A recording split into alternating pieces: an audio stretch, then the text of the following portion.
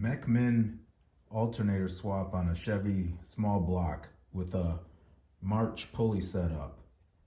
So this is the original alternator, and when I called down to March Performance, they said it was a 110 amp alternator. So called around, I wanted to get a comparable alternator, and Mechman sold me this. It is a 260 amp, 117 at 800 RPM idle. And they said this would work perfect. It would be a direct swap because I'm not racing this vehicle. And apparently there's something with revving the engine too high if you have the 400 amp. But I was kind of apprehensive if this was going to give me problems putting it in. It was a direct swap. So I marked on that adjustment rod where I was at to start, and I finished in about the same area. So I hooked everything back up. It's a one-wire alternator, so I just took the original harness, cut it,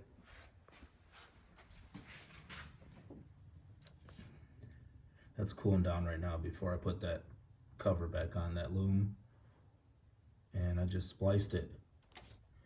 Hooked my positive wire back up, and I was worried about one thing. So this came with the March setup, this right here, and I was wondering if I was gonna have to use a spacer, because when I did my measurements, it looked like I was gonna need this. But I just put it in there and it worked fine, everything lined up. I did have to change my belt. This pulley right here is 2.5 inches. The new pulley on the Mechman is 2 inches. So I went with a 1/2 inch smaller belt. That's the part number. This was the original. Anyway, I made a little illustration of how the belt went, just to be on the safe side, so I wasn't struggling, because I don't do this every day. Anyway, the reason I did this in the first place was I got 3 Scar VXFs in the trunk. I'll show you.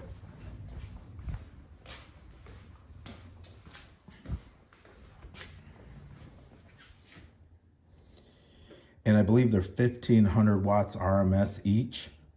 So that 110 alternator I had in there was beaten hard.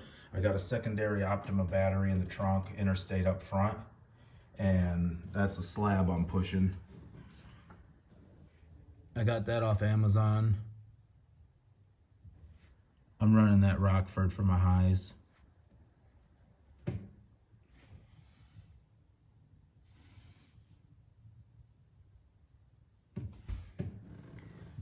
So this was beaten pretty hard for about 20 minutes in traffic, and then my subs would fall off. And what I mean by fall off is when they were beaten initially, it hurt, your chest hurt, you couldn't breathe. And then 20 minutes in, you were beaten like you had 2 10s in the trunk. So I figured I had to do something, because that wasn't cool. So I got everything hooked back up, and I'll have to make another video. They say you have to fully charge your batteries, so I'm gonna put it on the maintainer for a little while. Hopefully I can take this out later and see if it's gonna fry my electrical system and blow my car up. I'll make another video. Hopefully it's not on the side of the road somewhere in tears.